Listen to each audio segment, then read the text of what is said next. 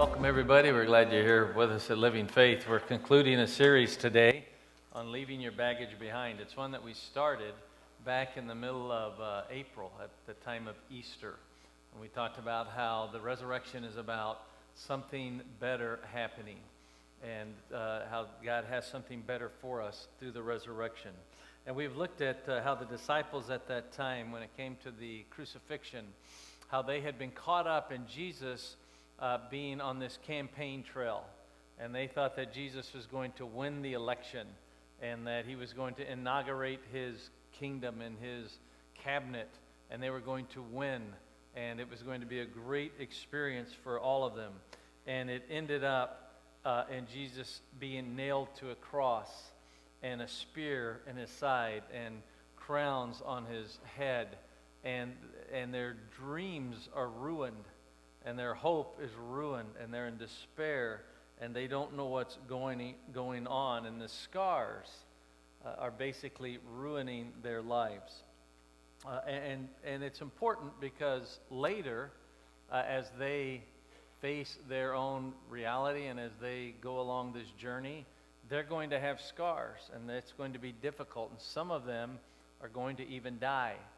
And this memory of Christ and the cross and the crucifixion will come back to help them and be a great source of strength to them in that time, that something better can begin in their lives. Even though what they thought had ruined their lives, it had actually saved their lives.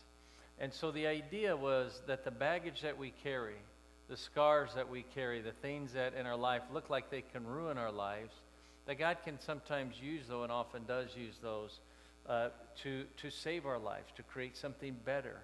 So how do you leave the baggage behind and not add to it? Nobody in the history of the human race was treated worse than Jesus Christ, and yet those scars became salvation for him and something that God used. Any of these messages, by the way, are on YouTube if you want to go back and look at any of them over the last 10 weeks. But everybody has baggage. Everybody has scars. Everybody has hurts. Everyone that comes into this place have things that shape them and mold them and affect them in different ways from their past. And they continue to do that. And that comes from our family of origin. And from our family of origin, we've talked about how we get both blessing and how we get baggage. How we have suffering from our family and we have grace from our family. We have brokenness inside of us. But we also have truth and what God does through his Spirit. And so we've looked at that, and we've talked about this image of one image we used was of a steamer truck and a steamer trunk. And a steamer trunk was when people came over from Europe or when they came from other countries, they would have this trunk, and it was all their hopes and all their dreams and everything that they wanted in life was right in this trunk.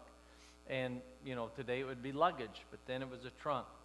And that's kind of what we carry into our lives. We have this trunk of hope and good things that our families have poured into us that we carried forward, but we also have baggage. And I've tried to keep a balance of it because I didn't want it to just be all negative. And I've shared both blessings and baggage from my own life, how I lived in was at 10 different schools by the time I was a sophomore in high school, but also shared a lot of the good things that I got from my family of origin.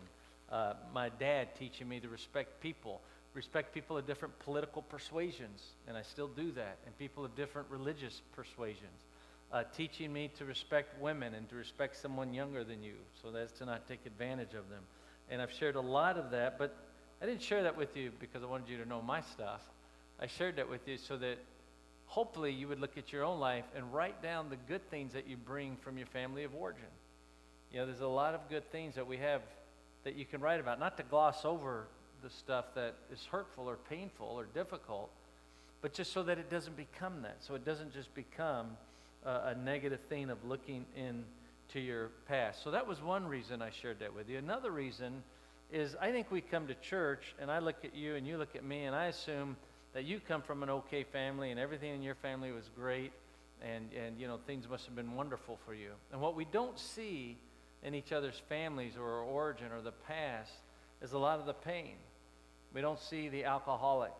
We don't see the family member that tried to kill themselves.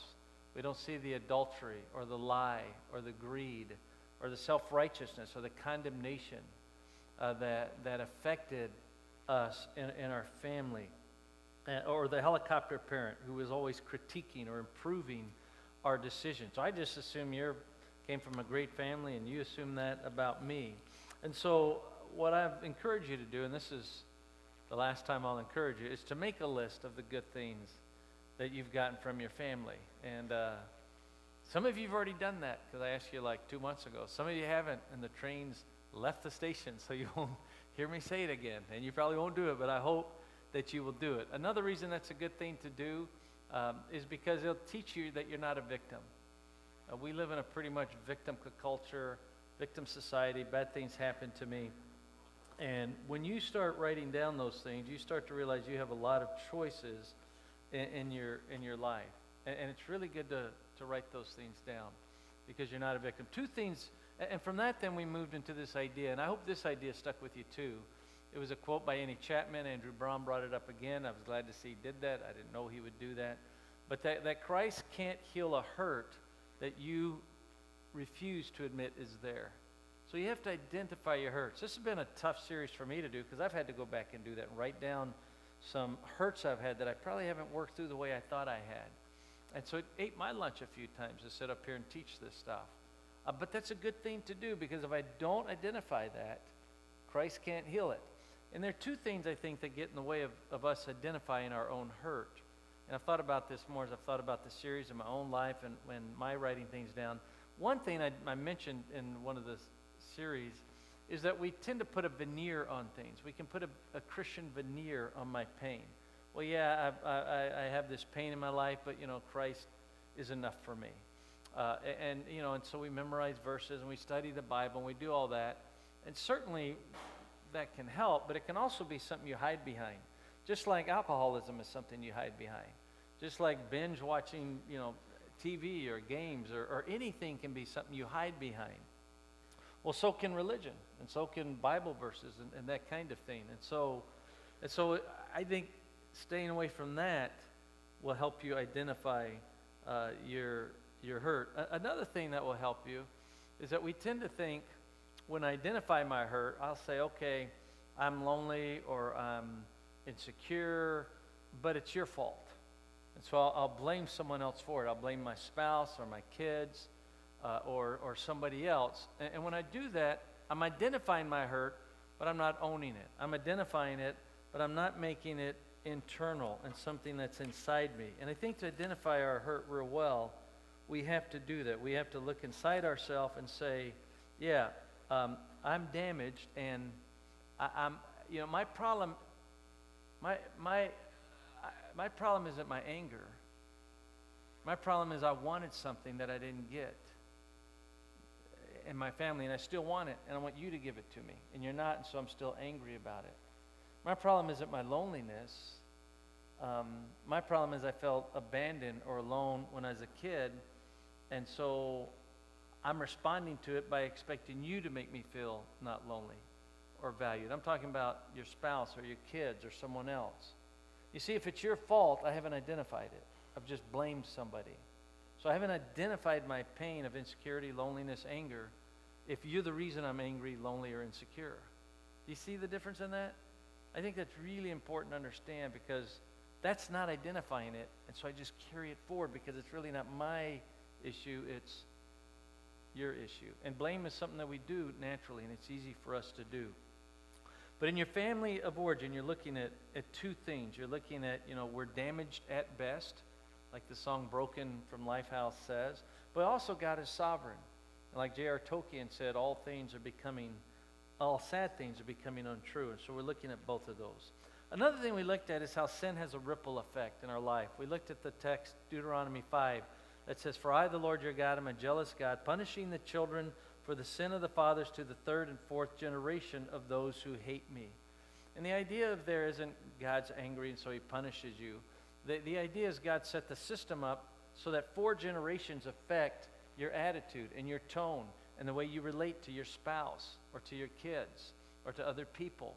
And in that culture, it was especially true because you would live with 4 generations in one family. So a great-grandparent would have an effect on a great-grandson or a great-granddaughter. It's still true today, though. When you're in your house conversing with your wife over the island in your kitchen, and you have feelings toward her, you're really just projecting what you grew up with from your parents or your grandparents or even your great-grandparents, because they got that from them and they got that from them. And a lot of that can be blessing, but some of that can be baggage. You're treating your wife, or you're hearing from your wife what you heard from your mother or your grandmother or your great-grandmother. That's the effect of 4 generations. And where that's baggage, that has a ripple effect. And that's just happened. That's psychologically true. It was actually said back during the 10 Commandments when Christ says that. It's not like God's mad. In fact, there became a thinking in the Old Testament that I'm getting punished for my parents messing up. And in Ezekiel, there's a big argument where God says, no, you are not getting punished for your parents' mess up. You're being punished for your own mistakes. What this text is about is just the effect, how one generation affects the other. And it just does. When you are 2, 3, 4, 5, 6, 7, 8, 9, 10, 11, 12, 13, those are formative years. They're very formative, and you don't have the adult capacity to step back from that and analyze and process it. And some people, that's a hard skill to develop anyway. But certainly you don't have it in those times. So the things that happen to you, and when there's idolatry, and idolatry is a lot of what drives it. I love things more than God. I love success more than you, or I love achievement or recognition or being valued. Then I make these idols, and then I just destroy the people. That has a ripple effect. We think when we sin it's just us, and it's like, no, there's a corporate effect. It affects other people in your family. You still hear their voice, their tone, the conversation that they have in your head. So this Annie Chapman quote, I think, is important. I think identifying your baggage is very important. You're not a victim. You're not hurt because your spouse is hurting you. You're hurt because you're insecure. You're not hurt by loneliness from your spouse or kids, or because they don't spend time with you. You're lonely because you felt abandoned or alone or some other reason in your life. You're not angry because people did something to make you angry. You're angry because you wanted something and you haven't gotten it and you're still trying to get it. And James talks about that. Anger comes because we have these wants, and these wants aren't met, and we don't ask. Instead, we attack, or we want, or we get angry, and we try to get it from them. And so identifying all that's really huge in this whole concept, and a lot of the Bible is aimed at that. And of course, nowadays they just call that emotional intelligence. We looked at several families to try to get at this issue. We looked at Jacob and Leah and Rachel, and some of you may remember those stories and how messed up that whole thing was, and the jealousy that came, and the comparison and the favoritism, and how that got carried on. We looked at Cain and Abel, and how the prodigal son as well, to try to get a handle on these things. One of the things that stuck with me was the Bruce Springsteen quote about his father, and I'll just give that to you again. Bruce Springsteen said, as a child, you don't question your parents' choices, you just accept them. They are justified by the godlike status of parenthood. If you aren't spoken to, you're not worth the time. If you're not greeted with love and affection, you haven't earned it.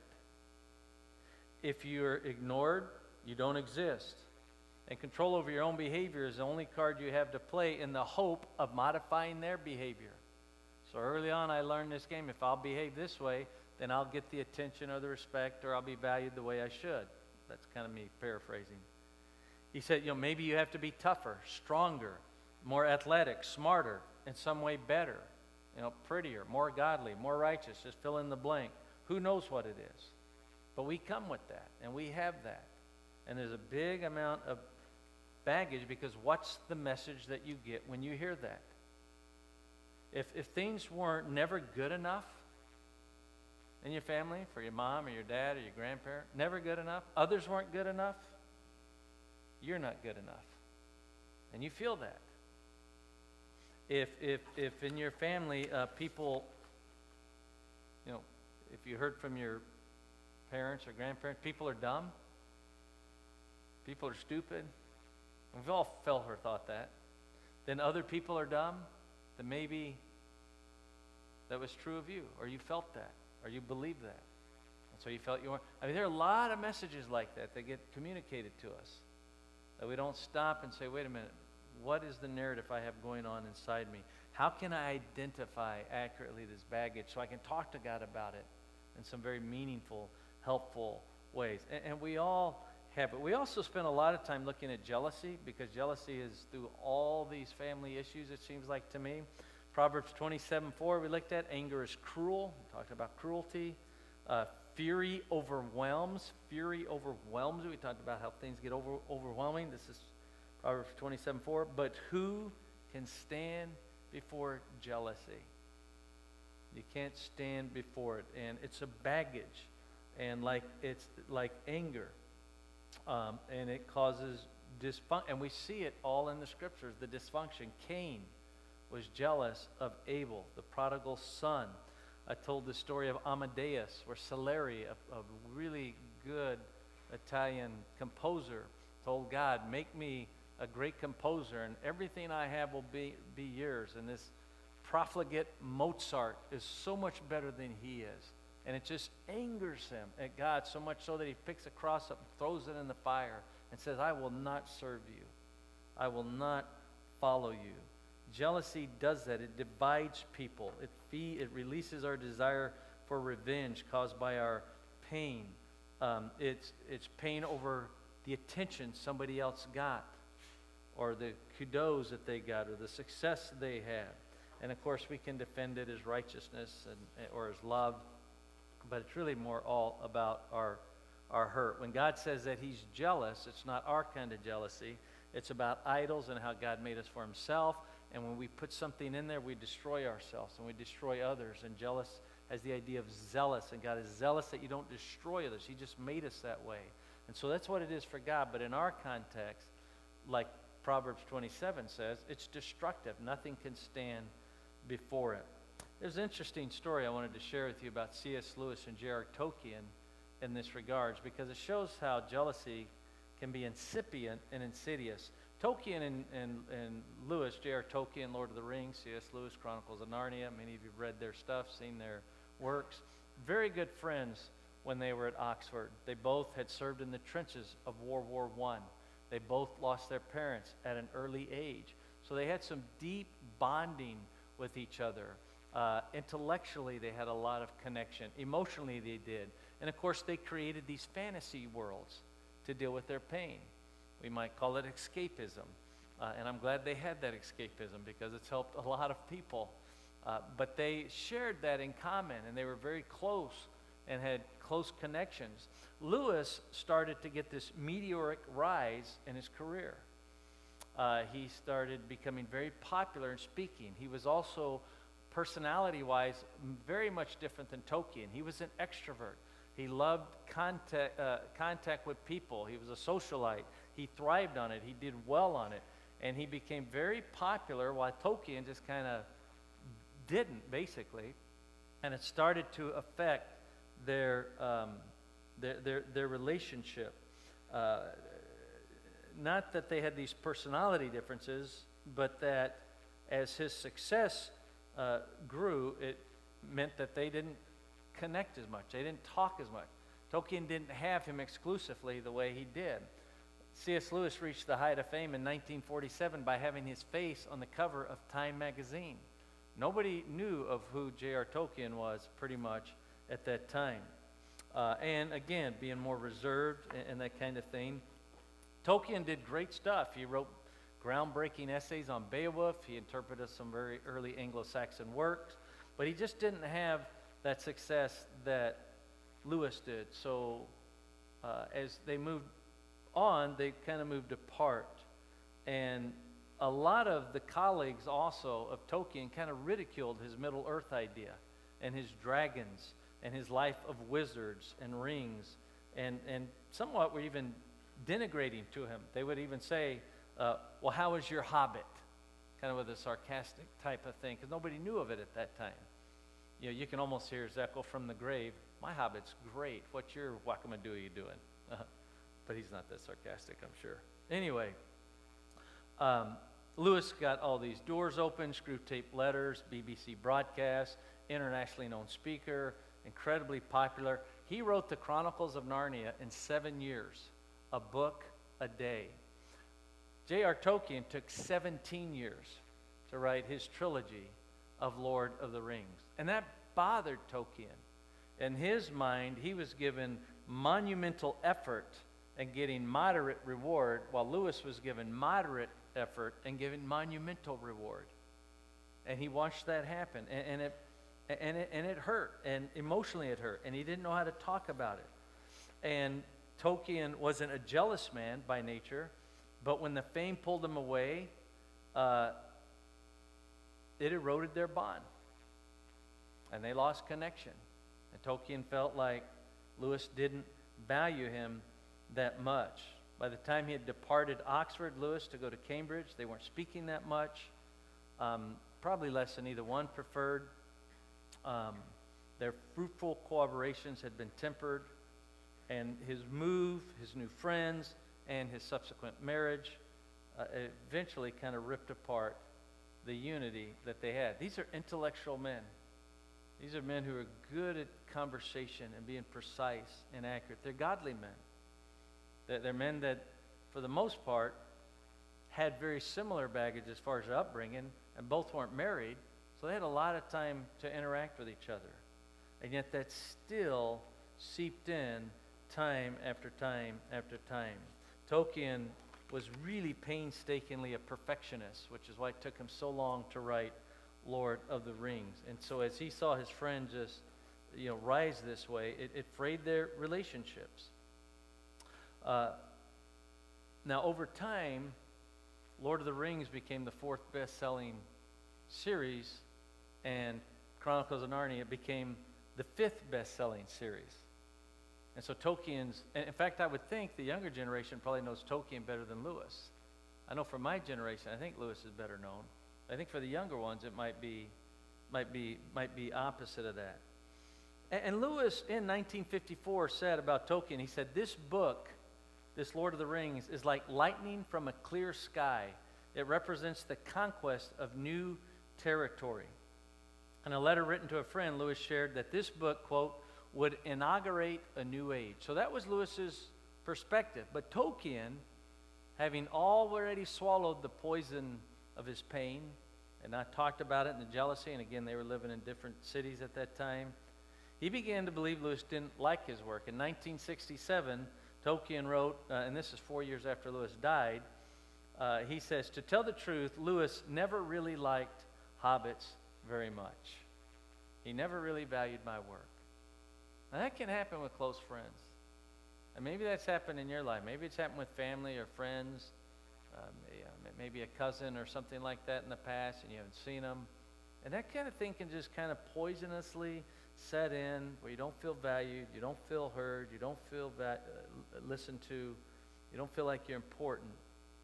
And then jealousy just becomes this baggage. You see it all the time. I was going to do 2 messages on it. I probably should have, because it's really prevalent throughout the Old Testament and into the New Testament. And so it's just one of those things you kind of got to watch your heart and say, what's going on inside me toward other people, family, friends, kids, spouse, that kind of thing. Another baggage that we looked at and spent time on was guilt, and we looked at that Mother's Day. And the result that I said that comes from making an idol out of the family. And I used this idea that I kind of borrowed from Tim Keller, that the Bible's pretty unsentimental, really, about marriage and family. And that, bothers us a little bit. The Bible's pretty realistic about marriage and family. It says, marriage or being single is pretty hard, and sometimes it's devastating. And it says that, being married is hard, and sometimes it's devastating. So, welcome to life. It's all good. And it's important to keep that, I think, because, and I see this in the world, I see it in a lot of my theater friends, they get that. The world's pretty cynical about marriage. I mean, just watch TV. Watch what comes out in film. Watch what comes out in art. They look at marriage and they're pretty cynical about it. They're like, this stuff is pretty devastating, or it can be. Well, yeah, the Bible says that. That's really hard, and it can be devastating. What we do in the Christian circle, and this is a conservative idol that I have, and I think that we have, is that we take a marriage, and we say marriage is what life's about. Marriage, kids, the white picket fence, getting all that together, that's what life's about, and it's totally wrong. Jesus never comes along and says, you know, what you really need is marriage. You really need a great marriage. He never says that. He's a little bit more realistic about it. The Bible shows us marriage in its strengths and in its difficulties, and in pointing to our need for Jesus Christ in the midst of that relationship. When you read the Bible, it's almost a little bit embarrassing. Abraham, and we looked at these stories at length. Jacob, Leah, David. I mean, you read all that stuff and you say, what in the world's going on here with these people? Where are the good role models? Where are the good things that we can look at and say, now that's the guy I want to follow? I mean, most of these people are not good role models. When you look at it, we want the Bible to be a book of virtues that gives us virtuous people to follow. And when you look at the landscape and look at these people, you don't see it. Well, I think that just shows how it's hard for us to believe the gospel. We want our unchurched friends to believe the gospel, but we have a hard time believing the gospel. Amen? We have a hard time believing the gospel. We think it's a doctrinal set of things you just check off. Well, that just shows that we really don't understand it. It's about valuing, seeing life from a whole different angle, about what's really bottom line here. And this really gets at the core of what baggage is. The Bible is not about role models. It's not about emulating these great people. Even the Hall of Faith in Hebrews 11, a lot of those people in there you don't want to emulate. And we're like, how did they get in here? Well, the point is that God continues to work with these people. I mean, these people are given everything, and these people, by the way, are you and me. I mean, they're given grace and they're given truth. And even though, and they resist His grace, and they don't deserve His grace, and they don't appreciate His grace, and they don't value it, and a lot of times they don't even want it. Not really, because it's, means they have to respond to Him and give up attitudes and self-righteousness or rebellion or all kinds of monkey business that we kind of like having a little bit of our control. And we want those stories. And God doesn't give us stories like that. He could have. He didn't. It's His book. He wrote it. I like it. I like His book. And if we think the Bible should be a story of virtues, book of virtues or inspirational stories or role models, that means we think the Bible should be like all the other scriptures and all the other religions. Because that's kind of what a lot of them do. Every other religion says God is at the top. He's at the ladder. You work that way. You perform that way. You're the role model. You're right. And it's good. Perform, do good, live right, emulate the heroes. If you try hard, you can get up that ladder too, just a little bit. And Jesus Christ comes along, and He says, you will see angels descending up and down through the Son of Man when you look at me. Because Christ said you'll never make it up the ladder. Look at all these guys. Look at all they had. Look at the revelation. Look at the miracles. All the incredible things. And over and over and over and over again, it's like they invent ways to screw it up. Like they got a creative genius mind for it, it seems like. And our Bible and our God and the Christian God is not a God who stands at the top of the ladder, but one who sent His Son down to be the ladder. He's not a God who says perform, but He says, my Son, Jesus Christ, will come down and live the life that should have lived and die the death I should have died. And that's why in the Bible, these stories, there's not a lot of role models to emulate, but there's a lot of weak people who needed a great God and full of grace, a strong God to come down. And God works with weak people. That's really great news if you're in tune with your baggage and your stuff. It's horrible news if you're trying to kind of make your way up and you're trying to emulate everything. But it's great news if you need a Savior. And I do. I need to be saved from my self-righteousness, from my idealism about community and idealism about family and marriage. I need to be saved from that. I need to be saved from never being satisfied. We talked about comparing and pride, and how comparing and pride is a lot of what jealousy is about. I need to be saved from that. Feeling sorry for ourselves, need to be saved from that. Because someone else, has the life that I want, or the spouse that I want, or the income that I want, or the career or whatever it is, the kids that I want. The good news is God loves me. He works with us with all the stuff that we're hiding. And I think when we get that, it's freeing in a lot of ways. It frees you from all the legalistic stuff. But I think even more important than that is it makes you want to see God. It makes you want to know this God. This God really is unlike the other gods. When God said there's no one like me, who can you compare me to? That's at the core of it. Because all the other gods are like, yeah, do this, and you do that, perform, and then, life will be good. And I'm not saying, obviously we live morally, Paul teaches, out of that. So this isn't about morality. It's about what's first, what's core. What's this gospel about? How do I come to this gig? Why am I here this morning? What am I doing when it comes to my faith and following God and wanting God? What's really driving this? And I think when we get this, I want to seek God. I don't have to feel guilty about a quiet time. I just want to do this. Nothing else makes me want to do it. You're giving me a checklist, sure isn't going to make me want to do it. But this makes me. This is fuel. I want to wait on God. And I hate waiting. Did I tell you I hate waiting? I hate waiting. I had a whole sermon on I hate waiting. But I'll do it for this. I want to believe in Him. And waiting on Him. There's a play that many of you may have heard of called Waiting for Godot. It's by Samuel Beckett. And it's these two guys, Vladimir and Estragon, who are waiting for Godot. They meet at a tree and they're waiting for Godot to come see them. It's an existential play. They meet some guys later in the play that says, yeah, Godot says you'll be here. Of course, he never comes. And it's supposed to be probably an image of waiting for God, and God doesn't come. Even the name Godot almost sounds like God. And, it has an existential atheistic feel to it probably, or it might. I guess it depends on how you interpret it. But here's the thing. I think everybody is waiting for something.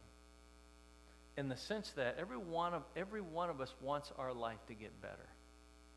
And we're waiting for something to make it better. Now, we may be doing things to make that waiting work. I'm not saying we're just being passive. But believers and unbelievers are waiting for their life to get better. Waiting to deal with the pain more effectively. Waiting to deal with the baggage. Waiting, you might say, for success. Or for a promotion. Or for their marriage to get better. Or to get married. Or to get unmarried. Or to have kids. Or for whatever it is. I think we're all waiting for something to happen in our life. And that doesn't mean we're sitting around passive. It just means we have hope. Paul says that hope is only driven because you don't see it yet. And we looked a little bit at this last week, Romans 5. That when you have something and it's real, then you don't hope in it. But hope is what? I don't see. But man, I hope it happens because when it does, my life will be great. And we all have hope. We all wait for something to make ourselves better and our life better, our situation better. And we're all driven by that because hope is what saves us. And what hope requires is, or waiting rather, requires this inextinguishable hope. We have to keep hoping for something so that it will get better. And I think it's important that it's not saying, I don't hope that I'll get married. And some of you do, because I am. I see that. I don't hope that I'll be a pastor. I am. So it's something that hadn't happened yet. And I think that's important because that's what drives us. What the Bible teaches us, what the Bible gives us is this wonderful promise. This wonderful promise that if you are waiting for a God, and in our context, it's waiting for Him to change us, you will not be disappointed. Anything else you're waiting to fulfill that core need, the successful career, the better this, relationships, whatever, not going to do it for you. But if you will wait for Him, He will be worth the wait. He will change your situation by changing you. He has the resurrection power to do that. And what we wait for is not more important than what happens to us while we're waiting. So while we're waiting, that is doing something in us. We talked a bit about this a little bit last week. But it's what's happening in our hearts that is important while we are waiting to be changed into Him, to be like Him. That's a beautiful, powerful promise. And it's the only one that says this will not disappoint you. Whatever else you're waiting for, I mean, if you're waiting for that to give you life, if that's your hope, not going to go very well. But if you're waiting for Him to change your life, your heart, deal with your baggage, that is a hope that will be fulfilling. And that you'll be, man, I'm glad I waited for this. This was worth it. Even youths will faint and be weary, and young people will fall exhausted.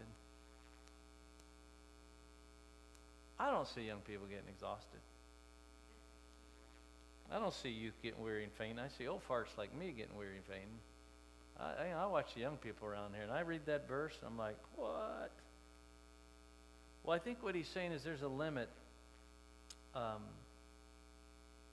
to even young and youth and all that energy, all that drive to succeed and to have this and that. That's great stuff. It really is good. And I hope you have it into old age. But even that will fizzle.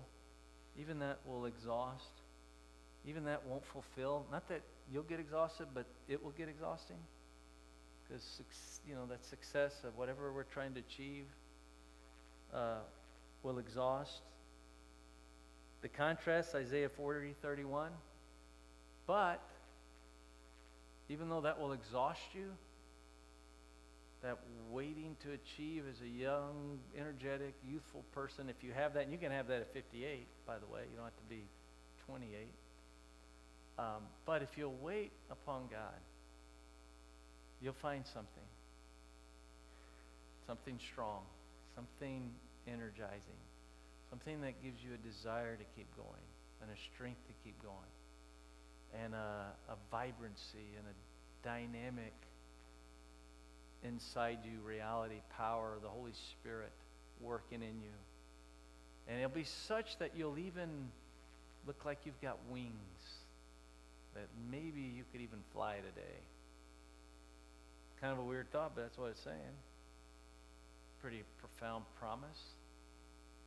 I wait so much upon other things that happen in my life that if I can get those things that happen in my life, it'll be great. I spend a lot of strength and energy, and man, it gets exhausting.